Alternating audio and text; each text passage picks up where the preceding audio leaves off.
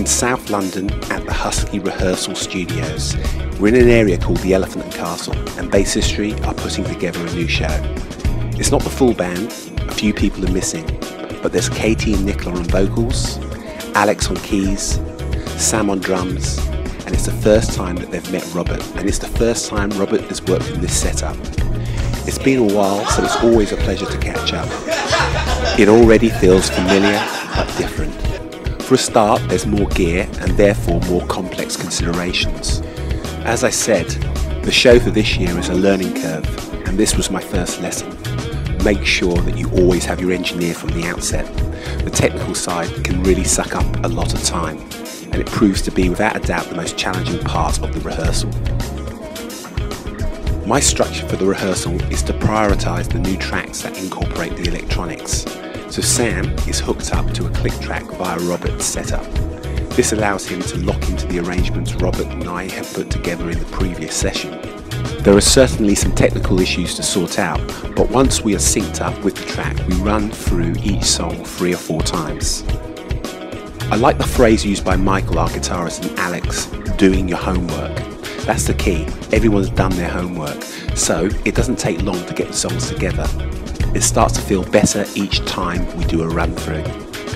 Once we are happy with the arrangement, it allows us to then start focusing in on small details such as improving transitions, dynamics, simplifying parts, checking chord voicings with vocals. As a bass player, I'm always close to the drummer. Between Sam, Alex and I, we need to find a pocket of each song and sit in it. There is constant, subtle eye contact between everyone while we are playing. You start to sense or feel when a song is working. Nick and Katie are a small team in themselves. They're not only singers, they're 2 extremely talented musicians, fun to be around and slightly mischievous. The album recordings have dense harmonies and vocal effects that can't necessarily be recreated live. They need to explore, assess and rework parts to see what will work with just the 2 of them.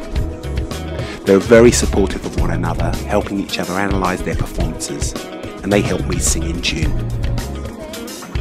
Robert has come off his sickbed to be at this rehearsal, so he's functioning on adrenaline. He becomes more and more comfortable. He adds a wonderful dimension to the overall sound. The trick will be making sure that the keyboards complement each other rather than occupying the same space. Alex has great ears and an understanding of music, which is really important, and his input and ideas and suggestions are really helpful after a playthrough. We then revisit the older tracks.